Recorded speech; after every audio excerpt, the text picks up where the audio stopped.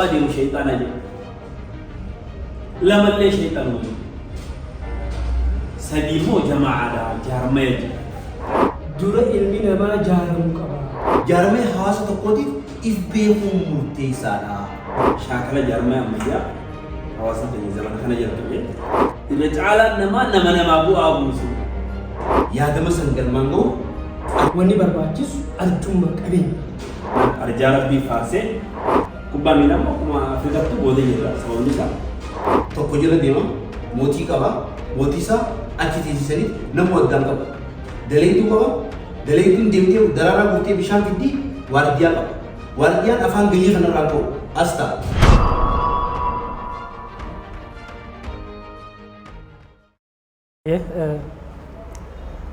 Kabajamtootaa fi jaalatamtoota akkam jirtan duraan dursee arraanta nagaa waa'een marii keenyaa waa'ee jaarmaya hawaasa tokkoof jaarmayni maali kajuu akkasumatti jaarmaya hawaasaa kanaaf maaltu barbaachisaa san keessatti waa'ee arjummaa waa arjumu jaarmayni tokko maaliin gad dhaabbata akkasumatti maaliin jaarmayni tokko kufa kajuu irratti keessummoota keenyaa abbaa caffee akkasumatti sheekha keenya ustaas Sheekh Ahmed Siraaj wajjin taanee marii gabaabaa asirratti dabarsuuf argamnee jirra.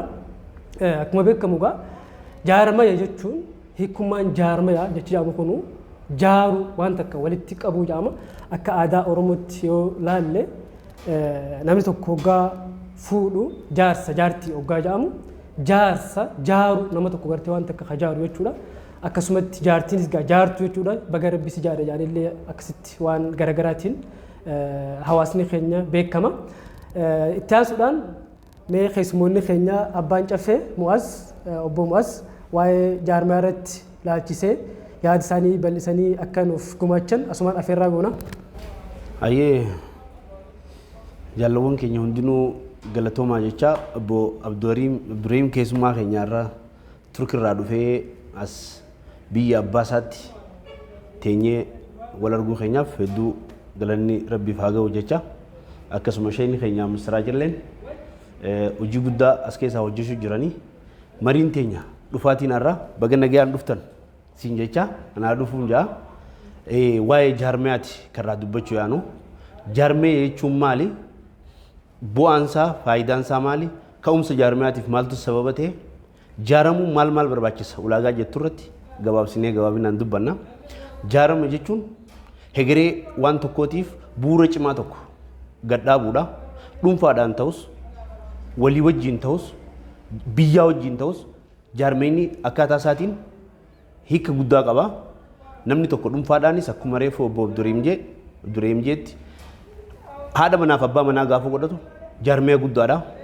Yaada kaayaa yaada saara dhaabbateeti karoora yaada san galmaan ga'u kaayee buusiif waan isa barbaachisu gama diinagdeetiin erga yaada qopheessee booda gumaacha godhameen if jaaraa jechuudha. Akkasumatti jaarmee hawaasa tokko jechuun karaa hawaasni sun ittiin socho'u itti tokko ta'u itti wal dhaga'u karaa gabaabaadhaan jaarmee instituushinii guddaa tokko qabaachuun haalaan barbaachisaadha. Jaarmee saniif yaadamaatu dura barbaachisa. Yaada jaarmee sanii lafa kaa'u. Akeeka galma jaarmeenni sun barbaachisuuf qopheeffachuutu barbaachisa. Kanaaf yaadni isa ka'umsa guddoodha. Jaarmee tokkoof yaada jaarmee sanii eessaa deemaa jaarmeenni sun eessa gahuuf deemaa maal qopheessiti bakka san gahaa galma galiisaa san gahaa kan jedhu sirriitti yaada san kaa'uu barbaachisa. Erga yaadni akkasii qophaa'ee booda immoo wantoota yaada san galmaan gahinsa yaada saniitiif barbaachisan diinagdee isa barbaachisa jechuudha. Diinagdee isa barbaachisu kana erga kaa'amee booda eenyurraa akka barbaachisu biyya kamirraa akka barbaachisu yaadama san keessatti illee kaa'ama.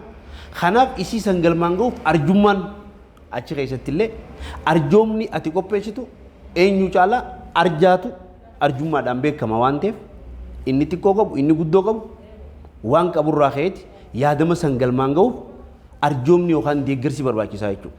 Ilma namaarraa namoota jaarmee san utuban keessaa utubaan guddaan akkuma beekamu amantii islaamaa gaafa gad dhaabbatu arjummaadhaan kennaadhaan Usmaan ibn Affaan shayni gaa waan baay'ee boodira dubbata gaafa nabii rabbii sallallahu alaihi wasallam hirmaadhaa jee deeggarsa gaafatu Usmaanii fi Abu Bakr Siddiqii fi Umar hangam takka akka qabeenya isaanii irratti wal dorgoman gaafa kun walakkaa harka tokko baasee tokko maatii hambisee tokko fidu kun walitti qabee boqorfaan bakka takka fida waan ta'eef amantii islaamaa gad dhaabuuf illee deeggarsi haalaanii arjummaan uummanni godhu barbaachisa kan oromootiif illee institushiniin garagaraa jaarminni garagaraa oromoo keessatti gaafa hundaa'u deeggarsa baay'eedhaan as ga'e jechuudha. Arrallee kanaaf jaarmee tokkoof deeggarsi haalaan barbaachisa.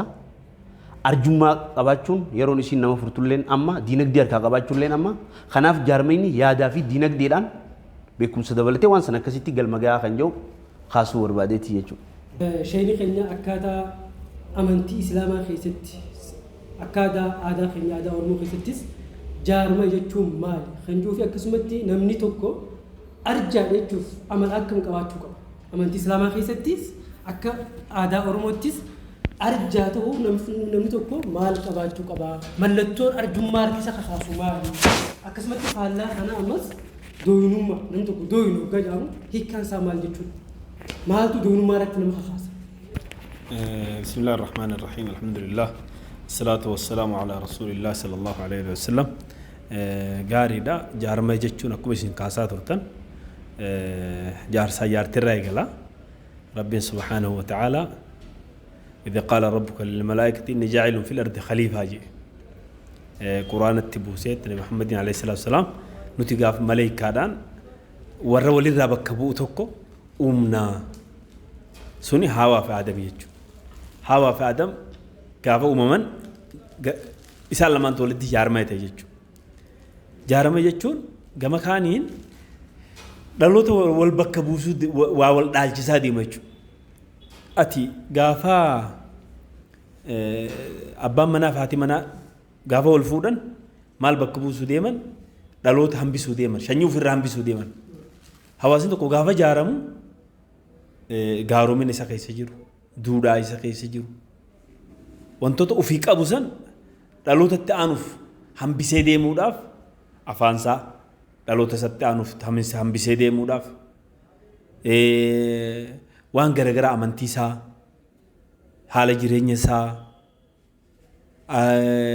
aadaa yoo horsiisa bula isaa akkatti horsiifatu yoo naggada isaa waa hambisee deemuufi jechuudha wanni wal ijaaramuufi kanaaf jaarmayni dhaloota tokkoof murteessaadha hawaasa tokkoof murteessaadha uumamni kun irra hedduun isaa uumama jaarmayaati fakkeenyaaf re'eerri uumaa wajji deemti. Jaarma jechuun namoota wal fakkaatan fedhii wal fakkaatoo qabantu walitti dhufee fedhii wal fakkaatoo qaban sun tarkaanfachiistuudhaaf walitti ijaarama. Re'een yoo facaatuu taate mooraa bubbaatee bakka dheedaan dhayitu. Bubbaatees yoo facaatuu bittinnooytu taate alaan galtu jechuudha. Gurmooytee bubbaatee gurmooytee galti jechuudha. Loonis akkasuma gaalli akkasuma. Bineensonni illee akkasuma jechuudha. Jaldeessi bifa wal fakkaataan osoo qalametti hin makamne tokkummaa isaa eeggatee bobbahee gala jechuudha. Hawaasni tokko jaarma isaa gaafa jaarratu jireenya isaatiif eenyummaa isaatiif hegeree isaatiif hegeree ilmaan isaatiif jechuudha. Kanaaf jaarmina waan tokko hawaasa tokkoofis murteessaadha. kanaaf nabiin alayhi salaatu wassalaam mu'mina nama islaamaa waggaa fakkii godhu islaamni akka jaarmayaati jedhe akka dallaati jedhe dallaa lamaati yashuddu ba'du ba'daa jedhe walgarii wal jabeeysaa jedhetti fashabbaka bayna asaabi'ii jedhe akkana qubasaa walit diree akkana wal jabeeysaa jedhe kanaaf hanga nama karaa deemullee الراكب شيطان جي نبينا عليه الصلاة والسلام نبي تقول خي ملك وبادي مو شيطان أجي لما اللي شيطان ما جي سديمو جماعة دا جارما يجي ما أعرف الرواية تسودن دين كان يد الله مع الجماعة جي نبينا عليه الصلاة والسلام قرقار ربي جماعة وجي جراجي جماعة وجيني نمولد دبلت مي وجيني gargaarsi rabbiillee sanirratti gargaara jechuudha. Jaarmayni hawaasa tokko murteessaadha. Diinagdee isaa keessatti, hawaasummaa isaa keessatti, amantii isaa keessatti barbaachisaadha. Akkasuma jaarmee saniifis qabaataan barbaachisaadha. Qabaataan akkuma hayyuun barbaachisu. Hayyuun jaarma tokko barbaachisu qabaataan barbaachisa. Arjaan barbaachisa. Rabbiin subhaanahu wa ta'ala gaafa islaaminaaf qabsaa'utti ajaju lubbuu dura diinagdee dursa jenna.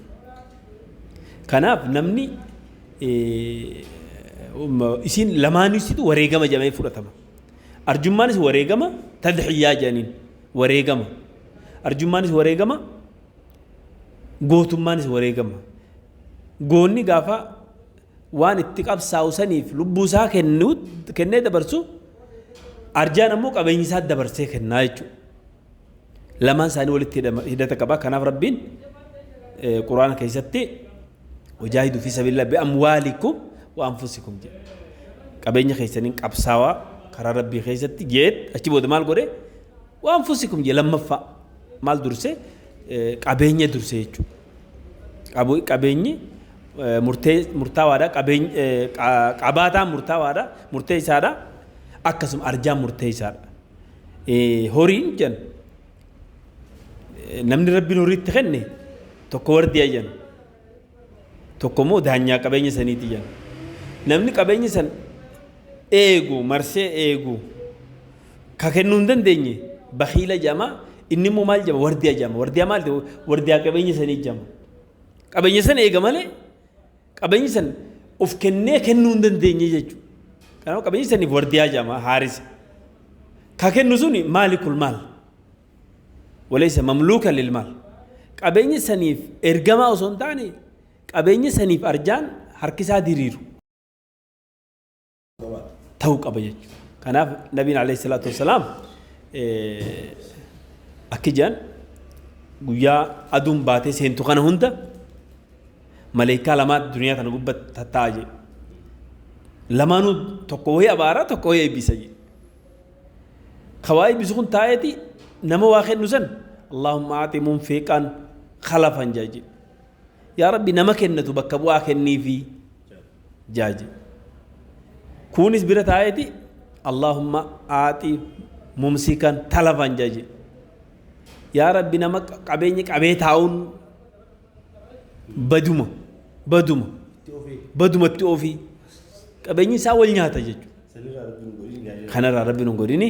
Kanaaf rabbiin subhaanahu wa ta'ala yamhuqu Allahu ribaa wa yurbi sadaqaa jedhe. Qabeenya rabbiin hoggaa sii kenne qabeenya kee kana ribaa yoo itti seene inni barakaa keessaa haqaa ni balleessaa jedhe. Wa yurbi sadaqaa jedhe. Sadaqaan ammoo ni guddisa jedhe. Irraa baasuun jechuudha. Sadaqaa jechuun irraa baasu waan bu'aa hawaasa tokkoo qabuuf ummata tokkoo qabuuf. Kanaaf nabiin alayhi salaatu wasalaam khayru naas anfa'u naasi linnaas. Irra caalaan namaa bu'aa buusu.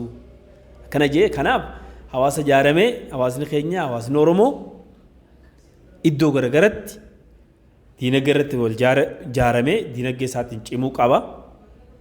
Hawaasni Oromoo hawaasummaan jaaramee wal gargaaruu, wal bira dhaabbatu, wal tumsuu hanga hiyyeessii isaan biratti gareen tokko quufee gareen tokko beelaan osoo hin rakkanne rabbiin qabeenya si kenne kana wafii amwaalihim haqqun lissaa'ili wal mahruum jedhe. Qabeenya muumintoonni wanni beekamaniin qabeenya isaanii keessa haqa miskiinaa jira. Haqa miskiinaa san baasanii kana jee kanaaf arjaa rabbii faarsee arjummaan ammaas sifa rabbiiti subhaanahu wa ta'ala. Sifti rabbii arjaa. Kanaaf ni qaanfate je rabbiin arjaadhaa je. Arjummaa sarraa ni qaanfate je gabrichi gaafa yaa rabbi waan akhenni yaa harka ol qabe. Duwwaa deebisu ni qaanfate je arjummarra. Kanaaf arjummaan sifa rahmaani sifa rabbii subhaanahu wa ta'ala. Kanaaf sifa bareedduu qabaa jechuudha. Ni galeemi. Kanaaf bakiilli immoo aduwwullah. Abaarsa qabaa. Bakiilummaa rabbiin irraa dhorke. Amma jecha tokko jira. Jecha namni keenya yeroo baay'ee waliin arrabsu. Ilma haadha luugee jedhan. Jechi ilma haadha luugee jedhan suni bakiilummaa irraa dhufee jedhan.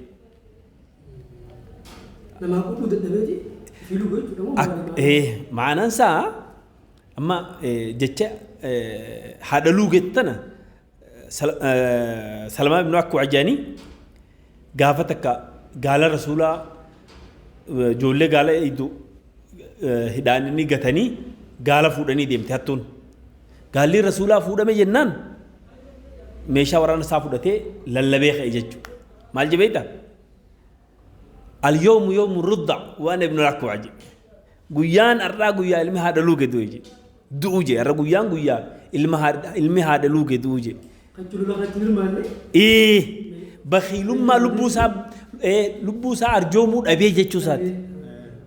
Maalii fi ilma haadha luugeessu maalirraa kaate jennaan keessummaa itti dhufe jedhamticha.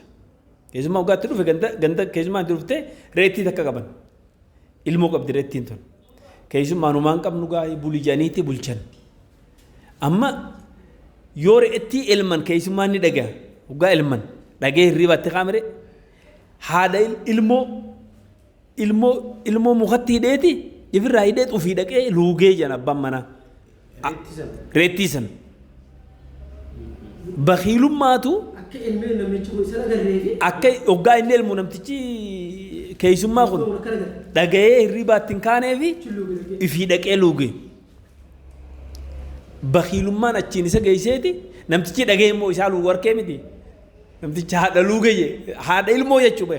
Ilmoo mukatti hidheeti haadha luuge. Haati luuge sun haadha fi osoo hin taane. Haadha fi osoo hin taane haadha ilmoo reettiidha. Haati reettiidha. Haati reettiidha jechuudha. Bakhiilummaa sadarkaa saniin nama geessi arrabni ilma haadha luuge jiruun kuni arraba bakhiilaatii jechuudha.